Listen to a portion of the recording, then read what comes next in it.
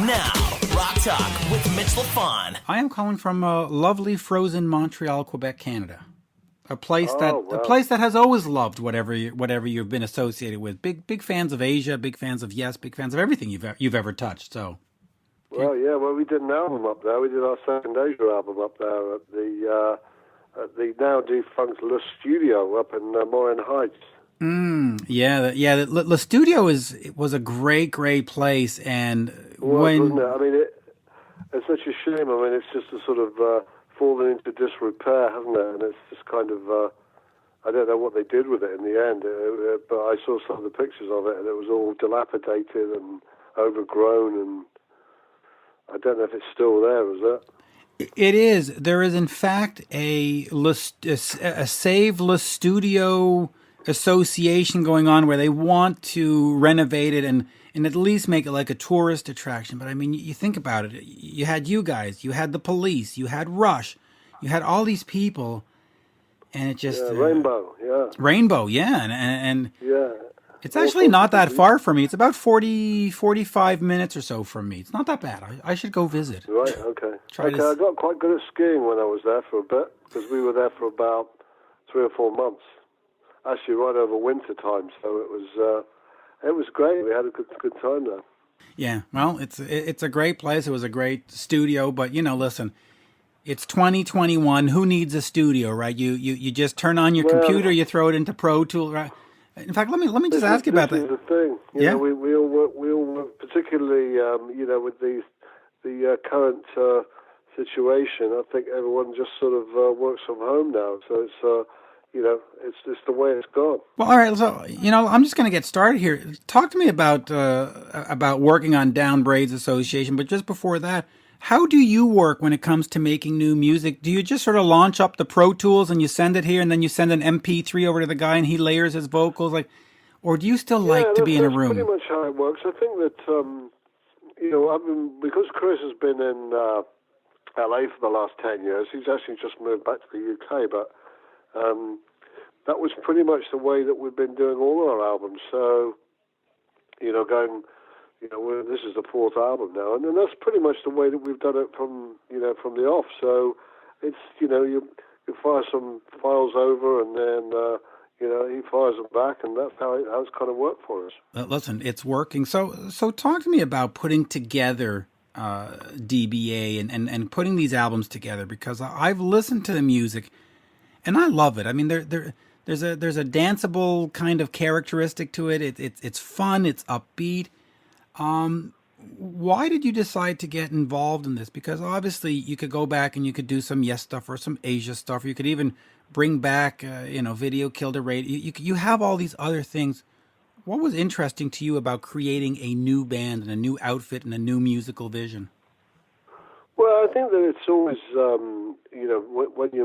when I've been working on Yes or Asia or whatever, in the Buggles, there's a brief there, that you kind of, you're not restricted to, but, it's, you've got other musicians to take into account, so your writing kind of moves it more towards, the vehicles that you're actually creating for. But I think with... when I met Chris, and I'm going back now about 10 years or so, he was involved with a band with Trevor Horn called the Producers, and I met him through that, and he said, look, I'd love to do some writing with you one day, and so we got stuck in the following year, and it's kind of been something that we've done as a guilty pleasure. I think it's something that it's a nice release from. The more kind of frontline stuff that I've been doing, and the same with Chris, really, because he was very much involved in frontline, writing for people like Beyonce and Christina Aguilera and Sia and all those kind of people. So for both of us, I think it's been a nice release to do something that we're not sort of constrained by anything. Per se, we just get on and throw ideas about and see what we come up with. Well, let me ask you about that because he has written, of course, like you said, for Beyonce, Sia, Lana Del Rey, and David Guetta. In fact, I just interviewed David Guetta's guitarist the other day.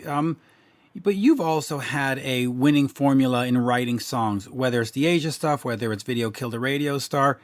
Has the way you write a hit song or the way you construct a song changed in 40 years? I mean, is Chris bringing ideas to you and you go, oh, I never thought of that? Or is he looking to you and going, oh, wow, that's very old school. I love. How does that work? Well, it's interesting, really. You should say that because it's very much a case of, I've not really changed much the way that I write with people. I do like a one-on-one writing partnership, but I've been fortunate that I've had that with Trevor Horn and the Buggles, and with John Wetton and Asia, with Steve and Chris Squire, and yes, so I've had that ability to be able to work on a one-on-one. I've even done albums with Glenn Hughes and Greg Lake. So I've always enjoyed that one-on-one writing relationship, and so in terms of the method relating to how I work with Chris, it's really quite similar. I think you really want the other person to like what you present, and then I think if you get if it ticks the right boxes with them, then you kind of get on with it and continue with the creative process and see what you come up with. Well, it's sounding great. So, and I'll just reiterate this one last time. But for you, whether it's video, whether it's heat of the moment, or whether it's your heart will find a way, you approach it the same. You haven't changed. You just write whatever think is best, and that's how it sort of goes.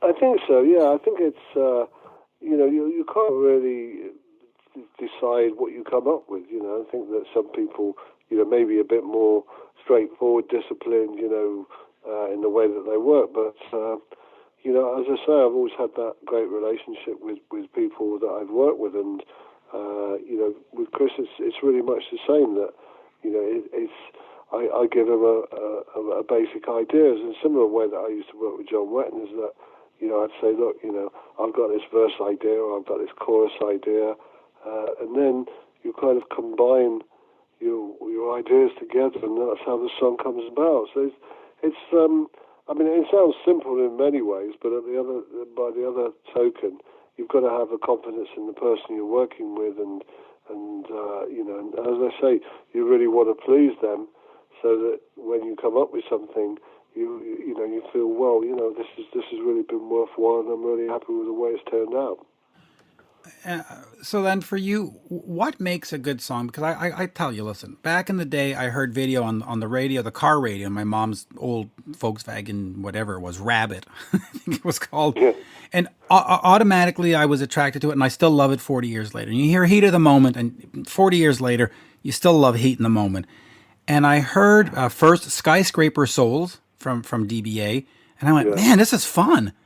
And then here we are a couple of years later, and I heard Your Heart Will Find Out, and I heard, what was the other one, the slower song? Anyway, but I heard them, and I went, wow, this is fun. Love Among the Ruins? That's right, yeah, Love Among the Ruins, that's it. And I heard those first two, because it's up on your YouTube channel, and I went, yeah, I like this. This is, so... Well, I think it's all down to the construction, and the thing is that I think you can't go wrong if you have a strong melody, and I think that's the thing that I can sit down at a piano or keyboard or whatever, and I can amass loads of ideas. But I think the thing that really sticks out for me is if you think, well, that melody really works. That's got some potential, and so what I try and do is I try and strip out anything that doesn't give me any kind of goosebumps. But if I've got a melody that I think, well, that's going somewhere, then I'll try and encapsulate that and bring it forward towards the person that I'm writing with. So how do you get songs to the audience now? Because for me, and I'm speaking only for me, I heard Your Heart Will Find a Way, and I thought, this is a great song. This is as good to me as the stuff you've done in the past. And yet, Heat of the Moment, all over MTV, all over radio, FM, AM, video, say, how do you get this in this day and age to find that audience and have somebody like me discover it who, if it wasn't for the interview, I might have missed it. And here we are, and I listened, and I went, man, I'm so glad. In fact, I went to Cherry Red Records, and I'm going to order it. I'm going to buy it. I want a physical copy. Okay. I would have sent you one, but there you go. That's great. That's another sale. That's good for us. I mean, there's many people as we can reach, obviously. But I think that, a lot of people think, well, it's easy to write a song, or, in hindsight, I look back at the stuff that I've written that's been, commercially very successful. Like you mentioned, Heat at the Moment, Only Time Will Tell, Video Kill the Radio Star. Those are the kind of songs that, have really managed to keep me in a career. And, I'm very grateful for that. But at the same time, I think that, you've got to be driven by your heart. You've got to think, well, that's a great song, or that's, I think that's a good idea. I'd like to get that to people out there who can actually get off on it and appreciate it for what it is. But I think with Chris and my project, we're not sort of governed by thinking, oh right, this is going to be the next, every breath you take, or what I mean. It's a very subjective argument that you could say, well, there is no formula, and sometimes things will grab people, sometimes they won't. But I think that you've got to have a confidence and a self-belief that you've got to keep going, and hopefully, there will be appreciation. But I say, we don't make any, we don't have any wild expectations or aspirations that things are going to set the world on fire. But if we've got a good following and we've got people that appreciate it, I think that's all. I'm happy with that situation, because some songs will have more impact than others. So okay, then how important then is the commercial success of it, in the sense that when you're constructing the song, do you think this is going to be perfect for whatever? And I don't know what's in England, BBC One or do you look at that and say this is going to be perfect for BBC One, or do you just say, hey, we made a song, I'm happy with it, we'll head out and we'll play some live shows when we're allowed, and that's it? Or do you get disappointed that it's not a top 10 UK singles? Like, how important is the whole commercial aspect of this? Well, I think you have to wear two hats in this game, because you can't just sort of put out music that is effectively going to not be heard by anybody. There's that promotion, spreading the word are all important things. But I think that you can't have a career without any kind of financial support. I think that's a given in any field of work or whatever. I think that if you're an actor, you've got to be visible. And I think that that visibility these days is obviously much more aligned to the internet, YouTube, all of that kind of thing, rather than the old days where radio ruled the roost, and if you didn't get it played on the radio, no one was ever going to hear it.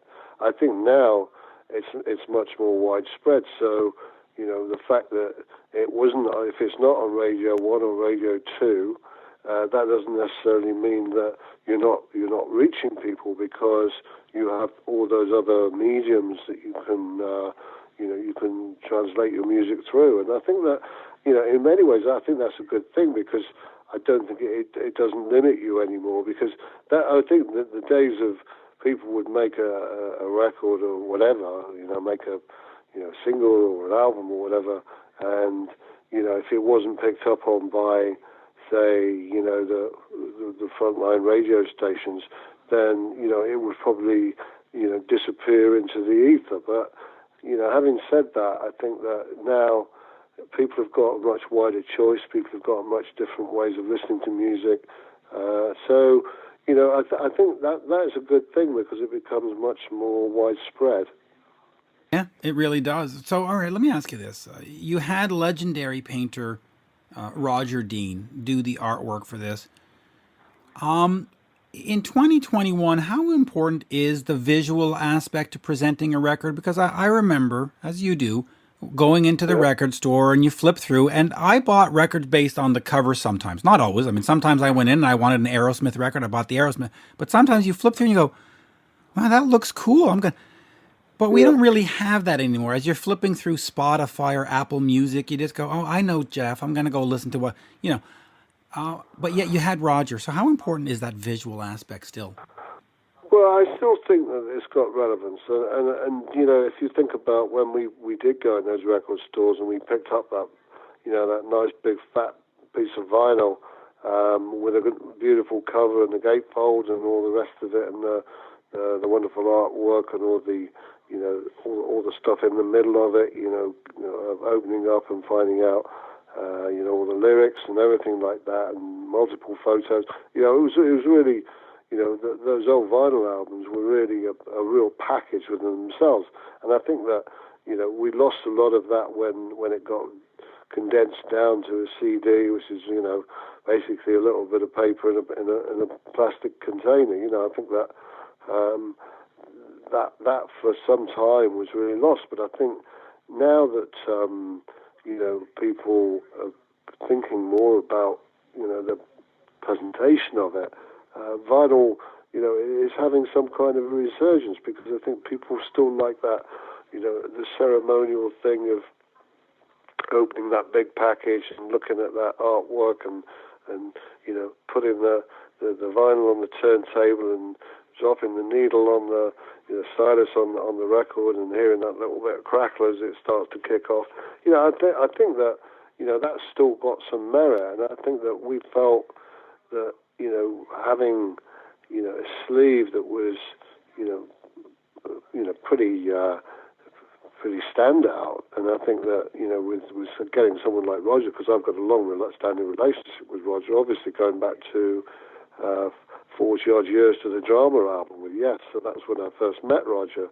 And I think it's nice to have the imagery of the music, shown in that way. So that's one of the reasons why, we asked Roger if he'd do the sleeve, and he went through this whole process of painting it online and, doing it that way. And I think that it's really nice for people to have it as something to, it's like a little piece of art that they've got in their home, rather than it being, as I said, a little bit of paper inside a plastic container.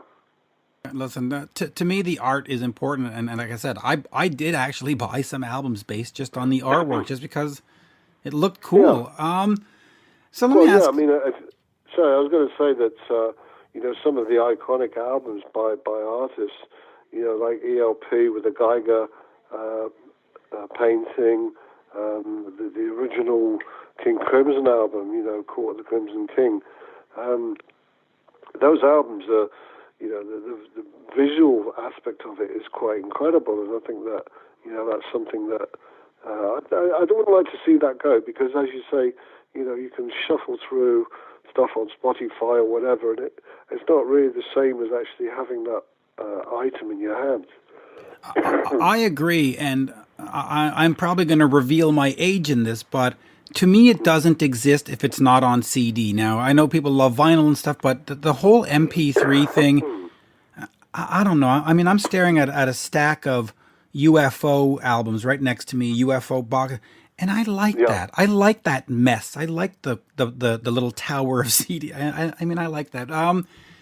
And I just want to go back here to video for a second, not to ask you about the song, but it was sort of prophetic in the way that video killed a radio star, and then MTV came, and AM radio sort of reorganized towards talk, and FM radio became something different. Yeah. What do you see now in 2021? Because there is some good. Listen, there is some good in Spotify and those, because you do have access to every song in the world, but there is some negative too. What do you think has sort of changed in the music industry in 2021 for the better? And what are sort of we missing out on? And the artwork is one thing I think we're missing out on, and physically owning something that, when I grow out of it, I can give to my brother, or I can pass down to the kids, or because you can't pass down in the MP3 collection.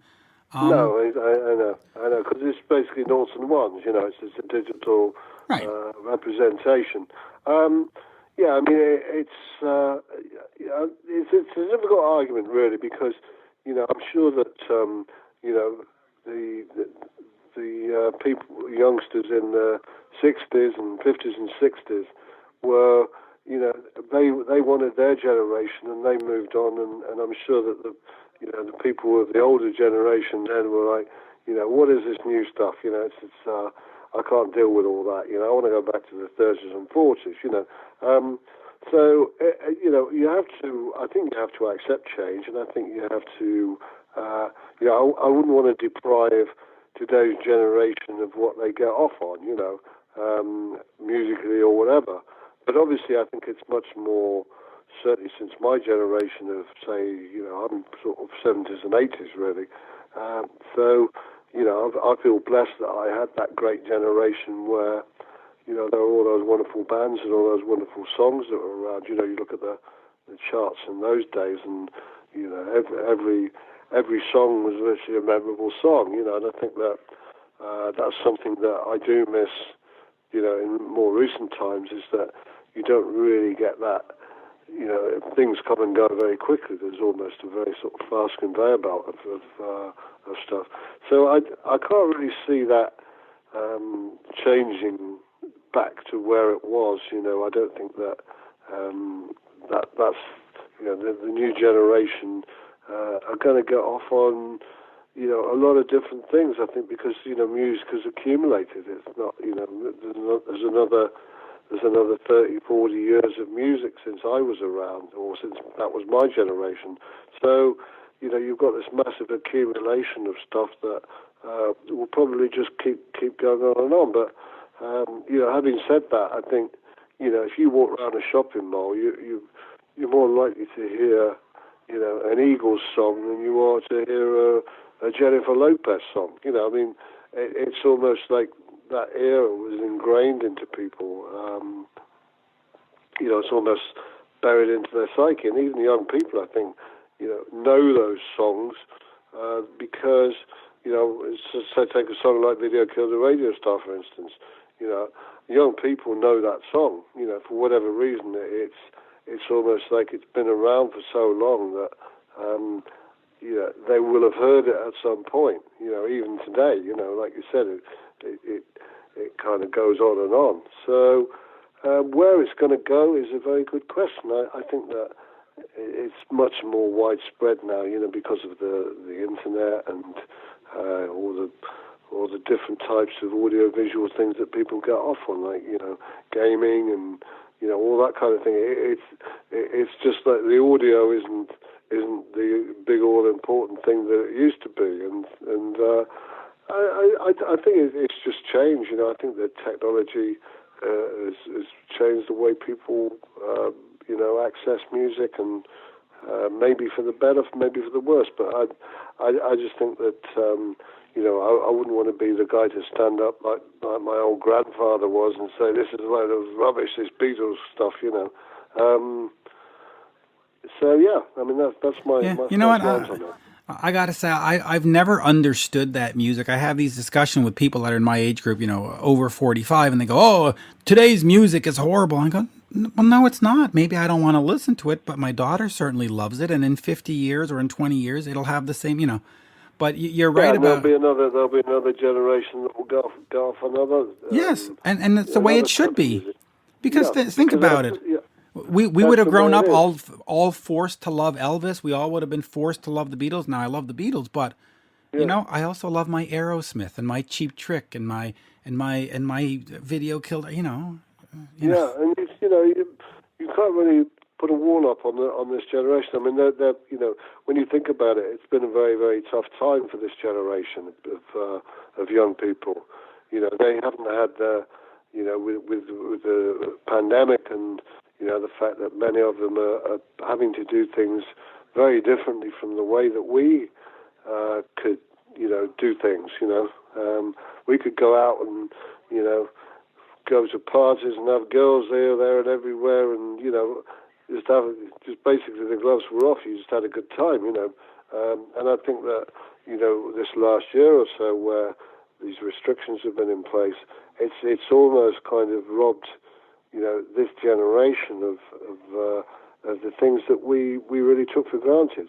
So whatever they get off on, I think that it's only going to be good for them, because music's a great lever. It pulls people together. It keeps the world ticking over. No, absolutely. And I'll finish on one last question, but I'll just quickly answer that. The lockdown stuff is terrible, but we've all been through terrible, whether it was the Second World War or Vietnam or whatever happened, or yeah. It eventually will lead to innovation. The folks that are sitting at home, we're seeing live stream concerts coming out. Now, it's kind of clunky and it doesn't always work, but, 10 years down the road, it'll probably be an industry standard. It will. It's bound to. I think that necessity is the mother of invention, and I think that with the situation as it is, people will find different ways of doing it.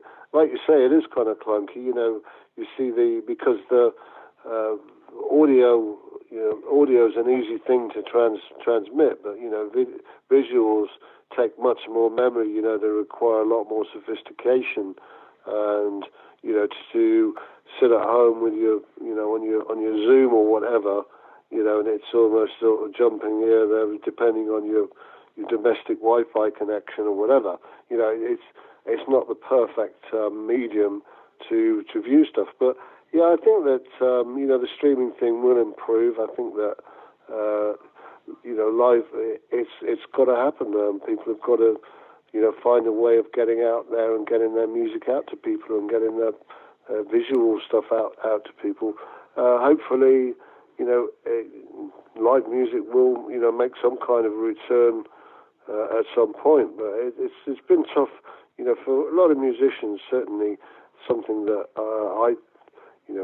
I'd never had to contend with. You just got up and you got your musical instrument, you went out and played, and I think that it's been very tough for particularly the arts, actors, people in theatres. I mean, I don't know how the situation is in Canada, but it's the same. Everything's closed, and I got to say, as a musician, you're lucky because you have the option to do a live stream. Yeah.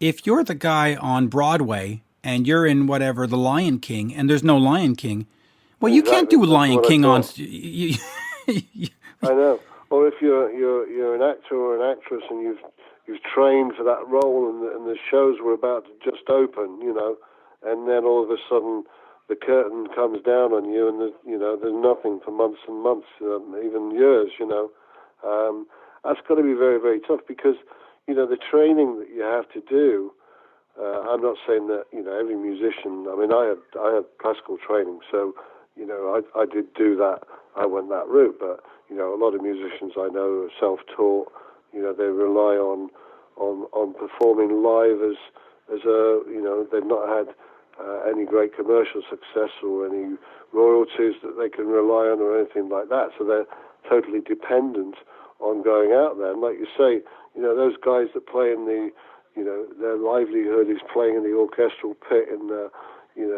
Wilton Theatre or wherever it is in New York City, and Broadway's completely closed.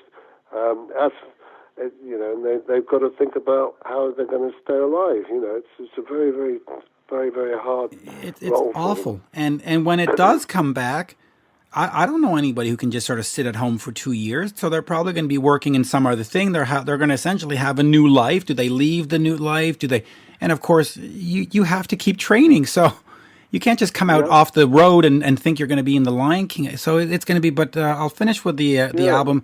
And the other thing is, I think also, you can go to virtually every form of entertainment. If you look at a sportsman, for instance, who was training for the Olympics, and they can't go out their front door or whatever. It's tough that someone that's reliant on thinking that they're going to be a an ice skating champ or something like that, or an Olympic medalist in something, and they're not being tested, they're not being able to train with people or have someone push them, I mean, that's part of the whole thing about going out there and being in the public eye and creating stuff.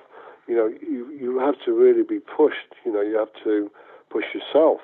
And I think that if you're not in that position, like we're talking about actors and actresses or musicians, who are working, on Broadway or any theatre in the world at the moment, and you think that, well, they're not able to push themselves, because it's all very well sitting at home and doing the theory, but there's nothing like actually, being put on that stage and having to deliver. And that is the thing that I think is the fundamental thing that's going to be missing from a lot of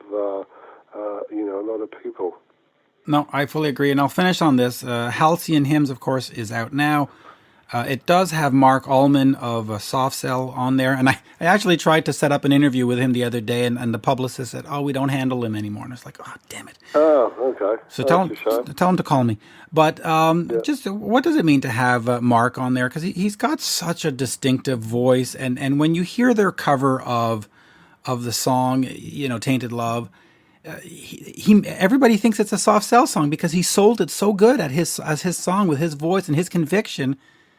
The guy, he's great. He's just great. And the thing is that Chris Braide has done his two produced and written with him on his two previous albums, so they've got a good relationship there. And then, having him sing with Chris, they had this sort of this unique blend together, and it's great to hear that. I think that again, it's having this understanding between two people where their voices really work great together, and I think we're very fortunate to have him on the album.